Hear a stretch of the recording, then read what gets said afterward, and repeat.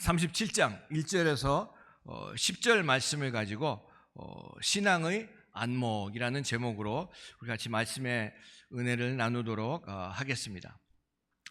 그러면 저희 아버님께서 살아계실 때에 총가시가 얼마 전에 저보고 말씀하시기를 90년을 이렇게 살다 보니까 인생에서 가장 짧은 게 인생이고 또 가장 긴 게 하루 같다라는 그런 얘기를 하신 적이 있습니다. 우리가 하루를 살아가면서 어떻게 보면 이 하루가 정말 긴데 우리 인생을 몇십 년을 살아봐도 돌아볼 때 참 인생이 짧다는 것을 느낄 수가 있습니다. 인생이 무엇이냐? 잠깐 있다 없어지는 안개와 같은 것이 인생이라고 말씀을 합니다. 또 시편 90편 10절에 보면은 인생이 70이요 강건하면 80이라도 그 인생의 내용을 들여다보면 수고와 슬픔뿐밖에 없다는 그런 말씀을 하면서 신속하게 가니 참 우리가 날아간다는 그런 얘기를 적혀 있는 것을 보게 됩니다. 여러분, 우리가 하루를 살아가지만 이 하루가 지구가 한 바퀴가 자전을 하는 것이 이제 하루가 되는 것이죠. 근데 이 얼마나 빨리 돌아가냐 하면요, 이 지구가 1초에 430m를 돕니다.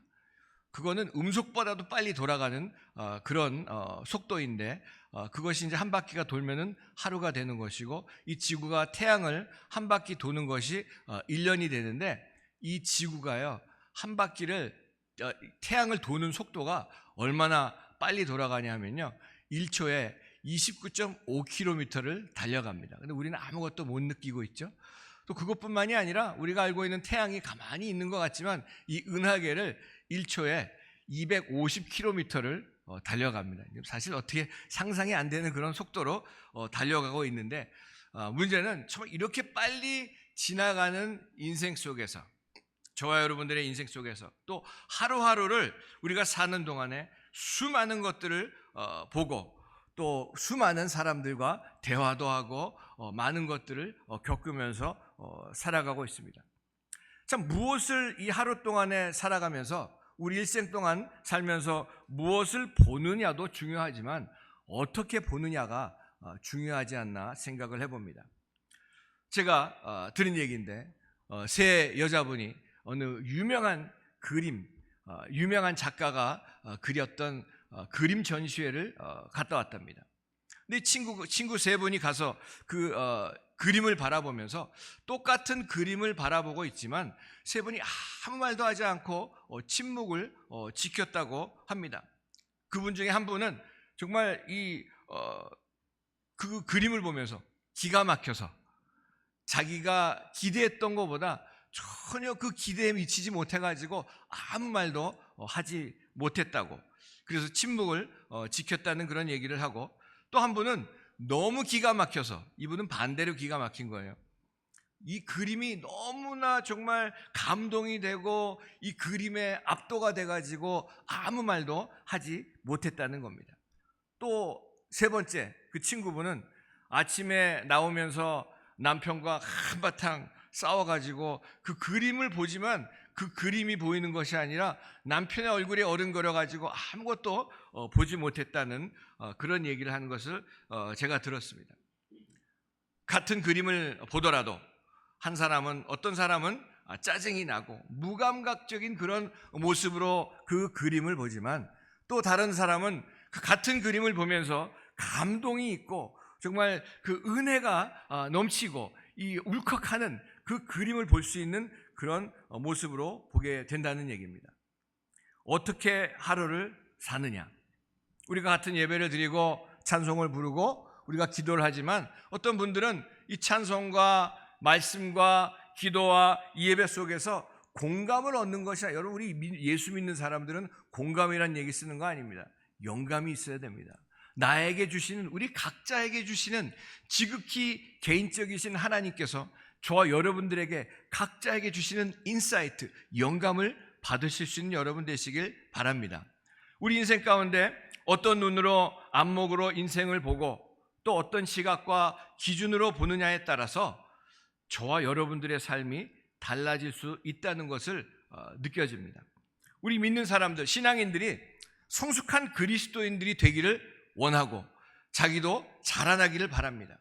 근데 제가 수년 동안 25년이 넘는 가운데 목회를 하고 또 선교사로 파송을 받아서 있으면서 많은 분들을 봤지만 어떤 분들은 정말 신앙의 키가 쑥쑥 자라나시는 분이 있는가 하면은 오랫동안 신앙생활 한다고 하고 교회 다니고 직분을 받아도 아직까지도 성숙하지 못한 그런 모습으로 살아가고 있는 것들을 보게 되면서 저를 포함해서 저도 목사지만 성숙하지 못한 모습들이 얼마나 많이 있는지 모릅니다. 그래서 저는 언젠가 기도할 때에 주님께서 저 이 이마에 공사 중이라고 써놓지 않으셨나. 아직도 주님께서 저를 고치시고 저를 다듬고 계시는 그런 공사 중에 있는 사람이 그 중에 있는 사람 중에 하나가 바로 저입니다.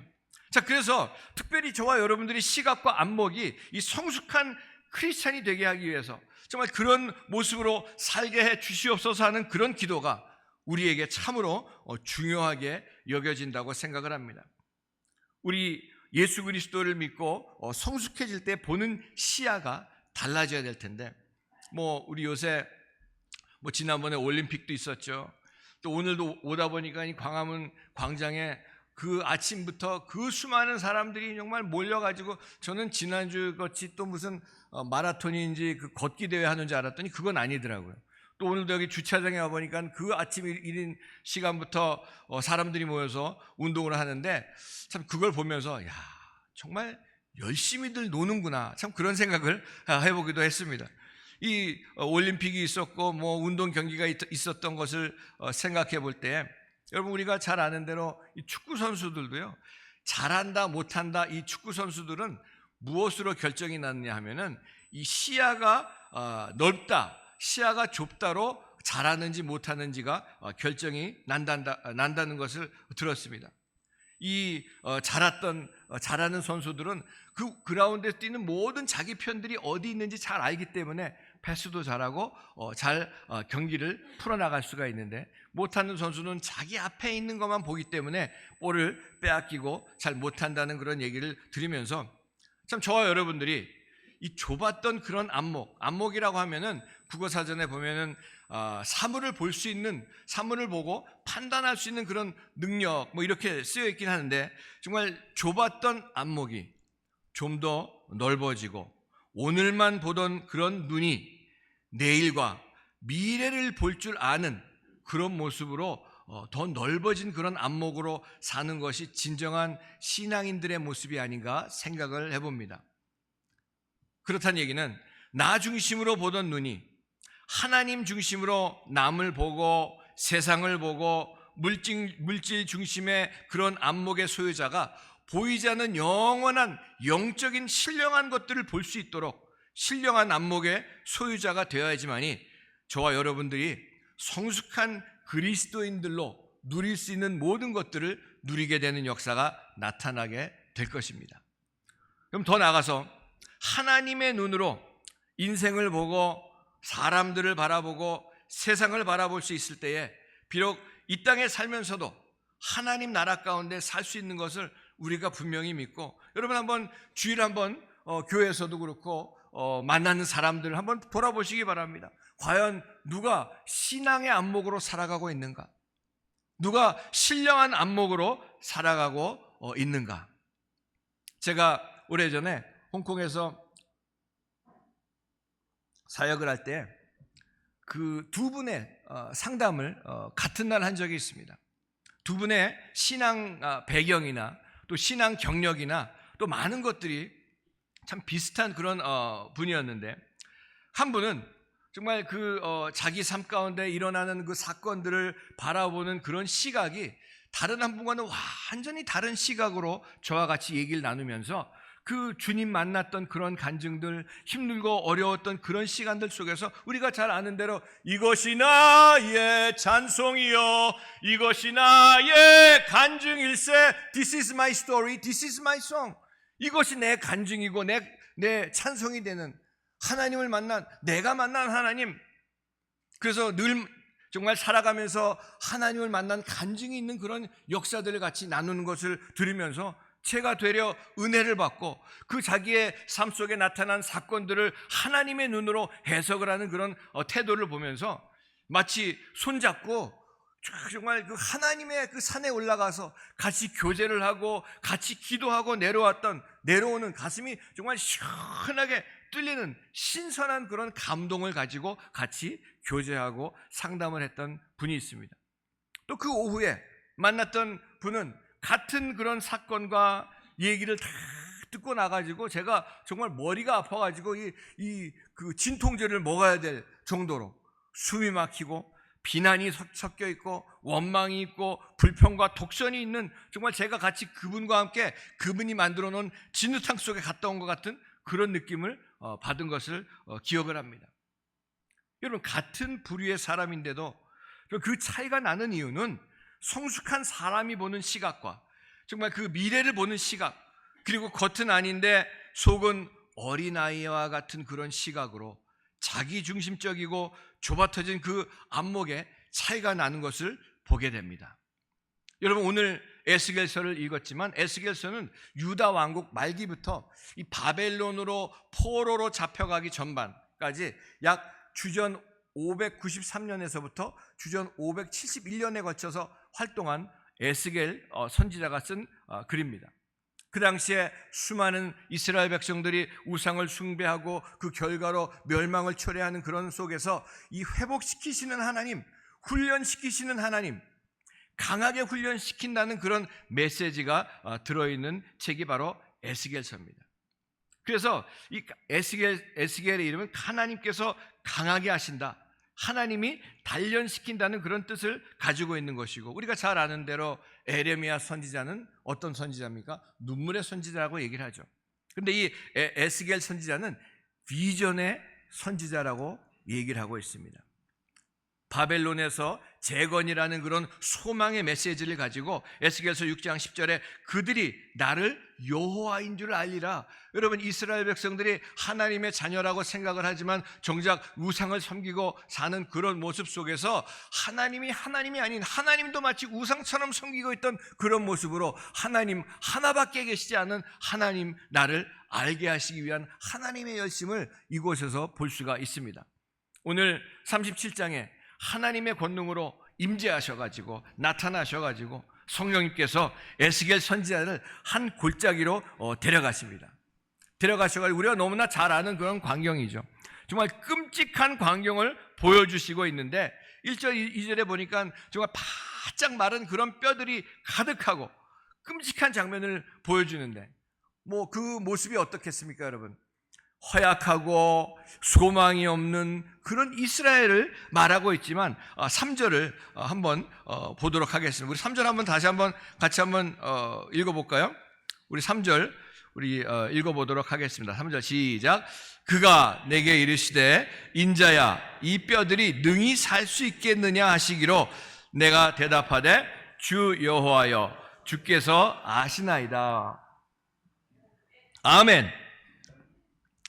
자, 이 3절에서 에스겔에게 질문하십니다. 이 뼈들이 능히 살겠느냐? 이렇게 물어보시니까 에스겔이 대답하기를 주 여호와여, 주께서 아시나이다 라고 대답을 하는데, 여러분, 히브리 성경에는 오라는 감탄사가 들어있습니다. 영어 보면 오, sovereign God, you know, 하나님이 아십니다. 오 하나님, 주권자 되시고 섭리하시는 하나님, 주님은 아십니다. 자, 이 대답에서 안다라고 하는 이 얘기는, 주님이 아신다라고 하는 이 얘기는 말이죠, 긍정적인 그런 대답입니다. 하나님은 뭐든지 하실 수 있는 하나님이십니다. 내가 믿습니다. 주님이시면 뭐든지 하실 수 있는 분을 제가 분명히 믿는 신앙 고백이 여기에 들어가 있다는 사실입니다. 그러면서 주님이시면 할 수 있습니다 라고 하는 이 에스겔의 답 속에 그가 보았던, 이 에스겔이 보았던 에스겔의 안목을 여기서 볼 수가 있는데, 첫 번째로 인생을 보는 안목을 가져야지만 합니다. 따라해 보시기 바랍니다. 인생을 보는 안목을 가집시다. 여러분, 4년 전에 코로나가 와가지고 얼마나 힘든 그런 시간들을 보냈습니까? 뭐 개인적으로 또 가정적으로 또 직장과 사업과 뭐 교회도 그렇고 나라 전체 세계 전체가 힘든 그런 힘든 어려운 일들을 겪어왔습니다. 또 지금도 정말 그 중동 지역에는 전쟁이 일어나고 뭐 어떤 분들은 뭐 이스라엘이 뭐 하나님, 여러분 지금 이스라엘 전쟁이요 하나님 없는 겁니다. 자기 돈 때문에 싸우는 겁니다. 하나님 거기 계시지 않습니다. 진정한 이스라엘은요, 이 시대 이스라엘은 예수 믿고 구원받은 하나님의 자녀들, 저와 여러분들이 진정한 이스라엘인조 믿으신 여러분 되시길 바랍니다. 여러분, 그래서 그 힘들고 어려운 그런 시간 속에서 실망이 있고 절망이 우리 삶 속에 시시때때로 밀려오지만 그때마다 겪게 되는 이 인생의 상황들을 어떠한 안목으로 보느냐에 따라 성숙한 크리스찬들은 다르게 볼 수가 있다는 얘기입니다. 비록 마른 뼈들이 보이지만 이것이 절망이 아니라 시작입니다라는 그런 안목의 태도를 말하고 있습니다. 졸업이라는 것이 끝난다고 우리가 생각을 하지만 졸업, 영어로 보면 commencement입니다. 그 얘기는 그 말의 의미를 보면 시작이라는 그런 의미를 가지고 있습니다.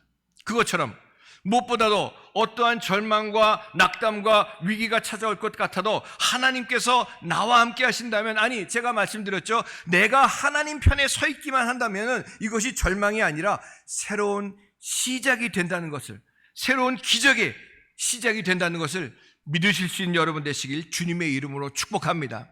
여러분, 이것이 바로 안목입니다. 이것이 바로 이 사물과 상황을 진정한 믿음의 눈으로, 신앙의 눈으로 볼 수 있는 안목이라는 것이죠.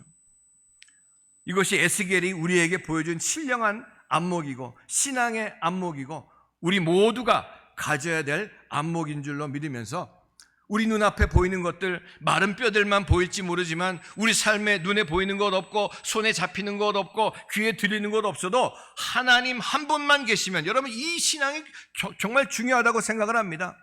제가 언젠가 힘들고 어려울 때 찬송가 88장을 부르면서 온 세상 날 버려도 주 예수 안 버려 끝까지 나를 돌아보시니, 온 세상이 나를 버린다고 할지라도 주님만 나를 버리지 아니하시면 난 그것으로 만족합니다. 그 찬송을 부르는데 눈물이 나더라고요. 그래요. 아무리 힘들고 어려운 상황이 있더라도 사람들이 나를 다 버린다고 할지라도 주님이 나를 버리지 아니하시면 난 그것으로 만족합니다. 여러분 어떻습니까? 내가 많은 것을 가지고 있고 건강하고 수많은 정말 물질이 있다고 할지라도, 많은 사람들이 날 다 좋아한다고 할지라도 주님이 나를 버리신다면 그 인생은 멸망한 인생이고 아무것도 아닌 인생입니다. 하나님 한 분만 계시다면 재창조의 역사, 새로운 창조의 역사가 가능하다고 하는 그런 신앙 고백을 보면서 저와 여러분들이 끝났다고 했을 때에 언제나 하나님 편에서는 하나님께서 시작하신 역사가 나타나게 되는 것입니다. 내가 한다고 할 때에 내어버려 두시고, 여러분 내가 하려고 애쓰지 마시기 바랍니다. 주님께 다 맡기시기 바랍니다. 맡긴다고 하면서도 다 기도하고 주님 맡깁니다 하고 다 돌아올 땐 다 가지고 또 돌아오는 게 우리들의 모습인데, 다 주님 앞에 맡기시기 바랍니다. 믿음은요 던지는 겁니다. 강에다가 바다에다가 돌을 던지듯이 주님 앞에 던지는 겁니다. 주님이 하셔야지 완벽하게 하시는 줄로 우리가 분명히 믿고, 내가 한다고 할 때 실수투성이가 왜 그렇습니까? 우리는 정말 이 불량품인 인격입니다. 왜 불량품인가? 그냥 제 자신을 보더라도, 제가 주님 만나기 전, 지금도 마찬가지예요. 제 자신을 보더라도 사랑하라고 붙여주신 사람들만 골라서 정말 상처 주는 그런 모습이 저의 모습이었어요. 가장 사랑해야 될 아내, 가장 사랑해야 될 부모님, 가장 사랑해야 될 아이들, 제가 다른 집 부인 상처 안 줍니다. 옆집 아이들 상처 안 줍니다. 옆집에 부모님 상처 안 줍니다. 내 부모님을 내가 상처 주고, 내 집에 있는 가족들을 상처 주고, 교인들을 상처 주는 그런 불량품인 인격인데, 주님이 만나주셔가지고 우리끼리 아무리 맞춰보려고 해도요 우리끼리 맞춰질 수가 없어요. 근데 맞춰지는 그런 비결이 뭐냐? 내가 하나님과 하나가 되고, 집에 가족들이, 아이들이, 아내가, 남편이 하나님과 하나가 될 때 우리가 하나가 되려고 맞추려고 노력하지 않아도요 우리는 저절로 하나가 된 역사가 나타날 줄로 분명히 믿습니다. 그런 역사가 새사람교회에 나타나시길 주님의 이름으로 축복합니다. 그럼 내가 한다고 할 때 내버려 두셨다가 주님께서 정말 하실 때 완벽하게 하시는 이런 사람들이 미래의 안목을 가졌고 결국 믿음의 삶을 살고 결국 이런 사람들을 통해서 하나님의 재창조의 역사, 기적의 역사를 이루시는 것을 우리가 분명히 믿어야 할 것입니다. 우리가 잘 아는 대로 모세가 가나안 정탐을 위해 가지고 12명의 정탐꾼을 보냈죠. 스파이를 보냈습니다. 근데 12명이 가나안을 정탐을 40일 동안 정탐하고 돌아와 가지고 각자 다 다른 리포트를 냅니다. 보고를 합니다. 10명은 거기에 사람들은 거인이고 포도송이 하나가 아이 머리만 하고 우리를 잡아먹을 것 같아가지고 우리는 마치 메뚜기 같다. 이 10사람은 메뚜기 신드롬에 걸려가지고 왔어요. 근데 여호수아와 갈렙은 두 사람 뭐라 그럽니까? 아닙니다. 여러분, 우리가 절망이 아니고 우리의 소망이 없고 끝이라고 생각할 때에 우리 하나님께서는 주의 능력으로 일할 것입니다. 그들은 우리의 밥입니다라고 고백하고 있습니다. 여러분, 밥 먹는 거 쉬워요, 어려워요? 밥 먹는 거 어려우신 분들은 오늘 병원에 빨리 가보시기 바랍니다. 여러분, 밥 먹는 거 쉽습니다. 그럴 정도로 하나님께서 이 가나안을 우리에게 붙여주셨는데 너네들은 무슨 얘기를 하는 것이냐? 보는 안목이 다르죠. 그래서 이 메뚜기 신드롬에 걸려있던 1세대들은 다 광야에서 죽었습니다. 구원은 받았어요. 그 사람들 구원받지 못했다는 얘기 하는 거 잘못된 얘기입니다. 호계를 건너왔고요. 다 구원받았지만 하나님 나라를 정말 누리지 못하고 살다가 그 광야에서 메뚜기 같은 모습으로 죽었습니다. 하지만 이 세대들은 40년 동안 그 훈련을 받고 요단강을 건너서 가나안으로 들어가고 하나님의 역사를 보게 됩니다. 하나님께서 우리를 기뻐하시면 우리를 그 땅으로 인도하실 것입니다라는 그 하나님을 기억하자라는 그런 얘기를 하고 있는 것을 보게 됩니다. 오래전에 미국 남침내 교회에서 선교사를 에콰도르 원주민 선교사로 보냈어요. 근데 가자마자 비행기에서 내려가지고 그들 원주민들에게 창을 맞아서 죽었습니다. 그런데 그 아내 되시는 엘리자베스라는 분이 다시 기도하는 속에서 다시 그곳으로 선교사의 부름을 받고 갔습니다. 다른 사람이 다 말렸죠. 아니, 남편이 내리자마자 돌아가셨는데 정말 어떻게 가면 되겠냐? 그래도 하나님께서 마음을 주시고 죽으면 죽으리라 그런 마음으로 가서 이제 내렸는데 이 에콰도르에 있는 그 원주민들은 남자들한테는 막대해도요 여자들한테는 전통적으로 절대로 막대하지 않고 아주 젠틀하답니다. 그래가지고 이 엘리자베스 선교사님이 가셔서 거기에 부족들을 말씀을 가리키고 거기에 원주민 그 말로 성경책을 번역하는 역사가 나타나게 된 것을 봅니다. 그것뿐만이 아니라 우리나라의 최초로 성경책을 가지고 왔던 그 토마스 선교사님이 대동강에서 배에서 내리는 순간에 박충권이라는 분이 그냥 칼로 찔러서 죽였어요.